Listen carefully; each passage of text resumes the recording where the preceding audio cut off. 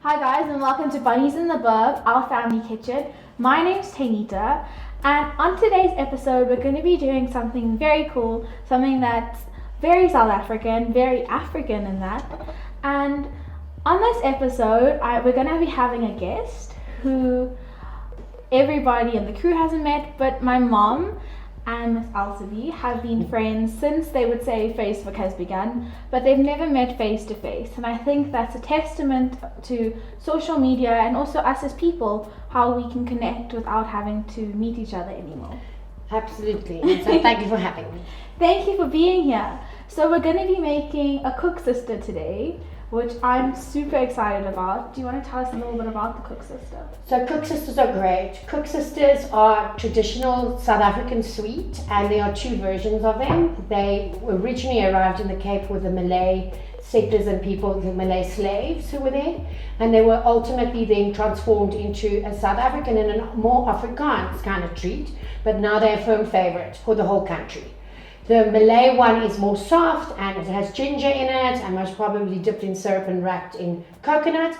But today we're doing the hard baked, deep fried, very sticky, syrupy one, which is the Afrikaans community. Elsabe is from the East Rand, near Benoni. My mom is from Benoni as well. My gran is from Benoni. You might have seen an episode with her.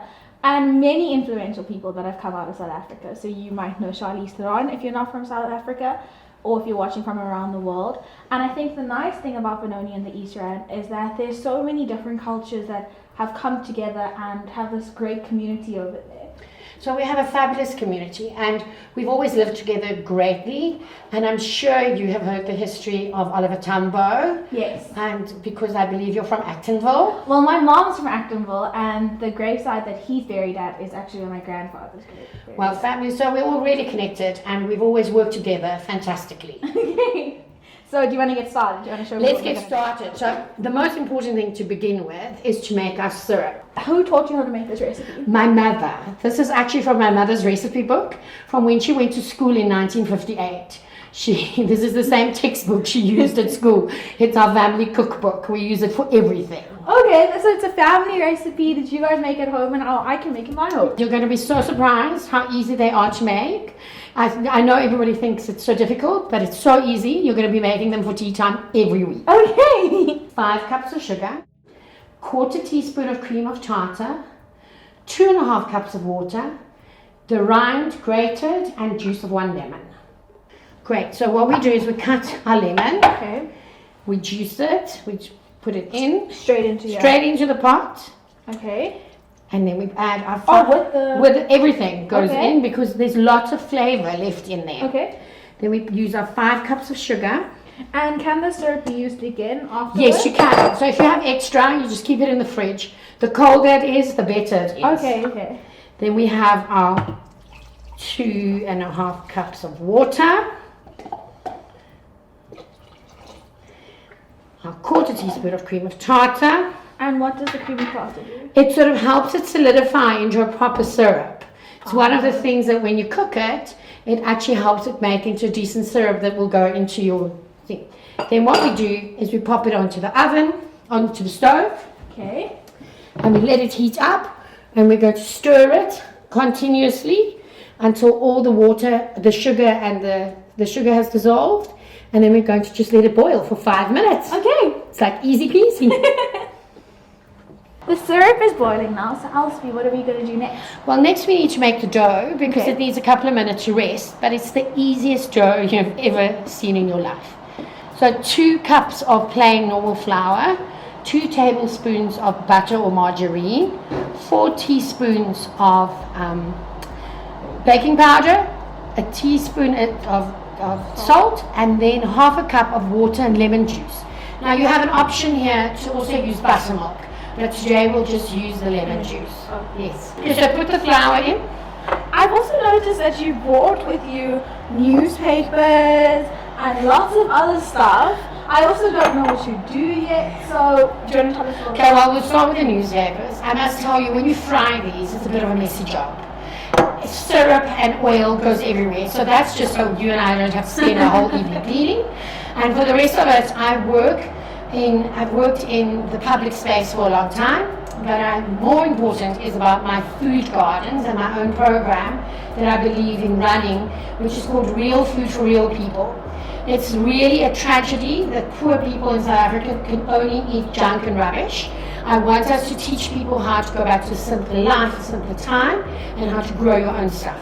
So we grow most of our own vegetables at home, and we even have our own chickens. And you said you have a cow as well. We have a cow, and we have some sheep and some lambs.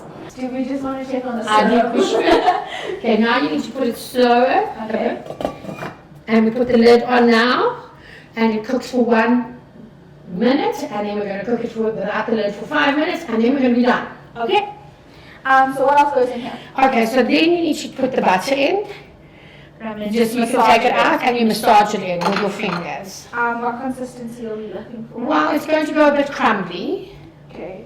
So it's like making scones. It's like making scones. And then you put the baking powder in, your salt, and you need to massage it much more firmly. Okay.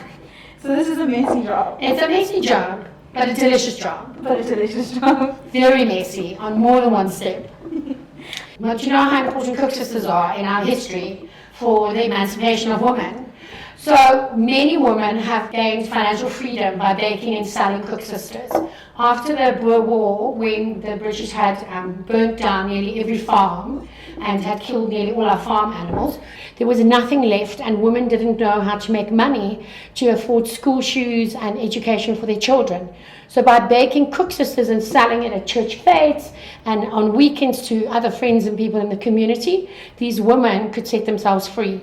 So even today, the cook sister is the most sold thing at a church fete or a community fete or a town festival. So that's how important these cook sisters actually are. And I think it just goes to show that you don't have to stay where you are. You can always do something to make it better. Absolutely. So now that you've done that, I think it's time for us to add the fluid. Okay. And we're going to put most of it in. Let's get started and see. We need a soft dough that we can knead. A soft dough that we can knead. Yes, and similar to like a roti dough, I think. And how is our syrup doing? Our syrup is doing fantastically. It's just cooking now for the last couple of minutes. With the lid off. With the lid off, yes. 5 minutes without the lid. So now that it's come together, do I take? You take it out and you need to just knead it a bit. Okay. Nicely until little bubbles form under the top of the... Till little bubbles form. Yes. You'll So know this doesn't have yeast in it. But no yeast. It's the lemon juice's reaction or the buttermilk with the baking powder, the 4 teaspoons of baking powder. That's what actually makes it go a little bit puffy. Do we need a little bit more flour, do you think? I think just a touch. Just so that it doesn't stick. And I think in a moment or two it'll be ready, and then we just put it back in the bowl for 15 minutes and then we're ready to go. So what do you think that young people can do to make a difference? I think people should get more involved in their communities, and I think there's an opportunity to do things like grow a garden, sell your tomatoes, set yourself free. You don't have to, and I believe that being in a corporate job is not necessarily the be all and end all. I think we need other opportunities and other things to set ourselves free.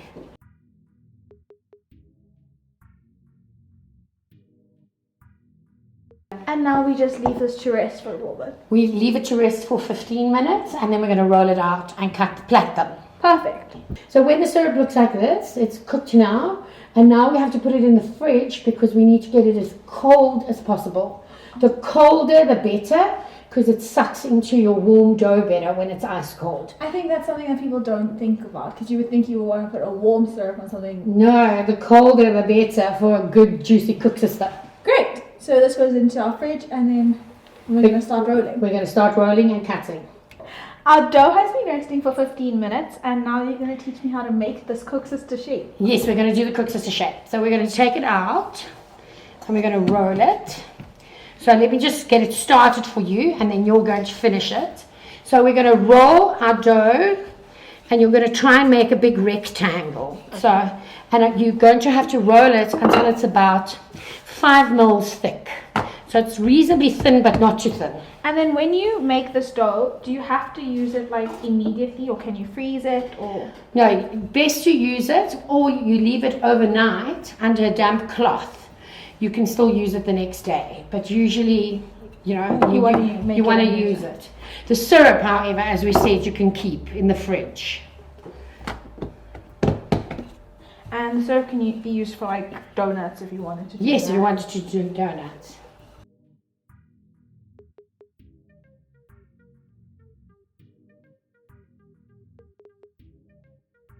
So when it's about this thickness, you're going to, let me get started, we're going to cut them, and we're going to do them the lazy way. Because I'll show you both ways, but the quickest and the easiest way to do it is the way I'm showing you now. And how many does this make? This will make 2 dozen. 2 dozen. Yes. So they're nice to take with you to a party. They're great for a party or for friends. And then what we do is we cut it straight, but we can still make these into mini ones.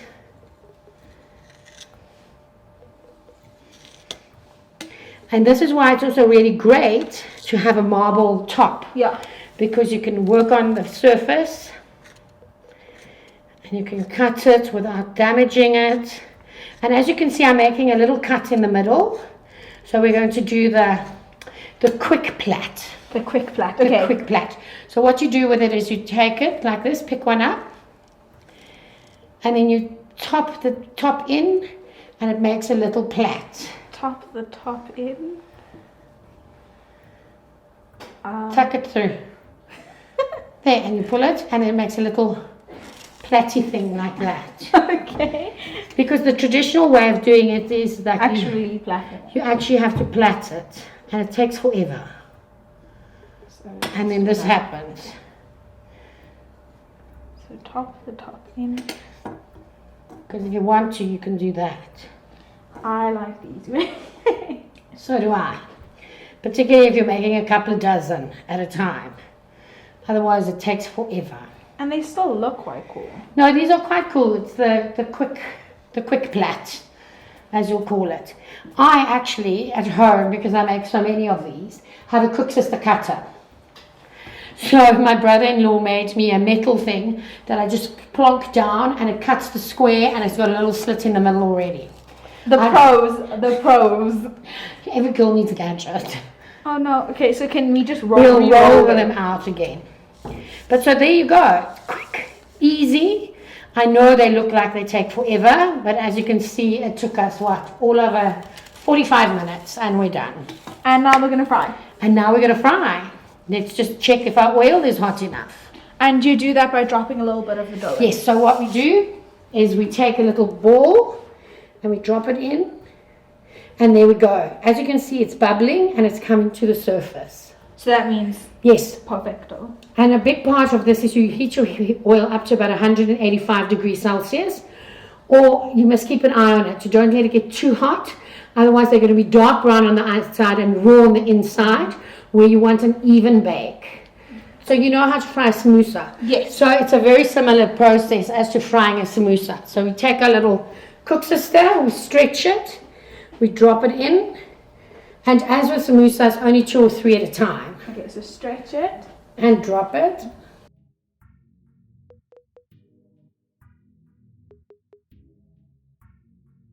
So we need to fry them evenly, so they evenly are golden brown. And once they start getting golden brown, we're going to dunk them in the syrup immediately. So this is why it's always such a good 2-person job, if for you and a friend, because one must fry and one must dunk. So when you put them in the syrup, you must hold them under in the cold syrup so that they suck up all those nice, sweet, syrupy juices. Now that they're nearly done, I'm going to whip them out. I'm going to put it in the syrup, and you must hold it under. So here we go, and we go, dunk it, dunk it, dunk it. And how do you know when it's done? Now, well, you're going to leave it, dunk it, and then we're going to get the next, it can then float up to the top, but it's that immediate moment of dunking it that will make it all juicy and syrupy on the inside. Are you ready for your next one? Yes. Here we go. And these look exactly like the ones that you buy in the store. I know, and how easy are they to make? And quickly, dunk it. And here comes the next one. And then you just leave them to soak in there for a little bit.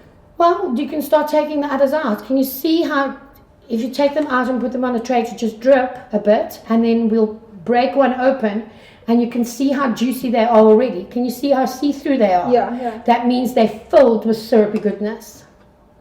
You learn something every day.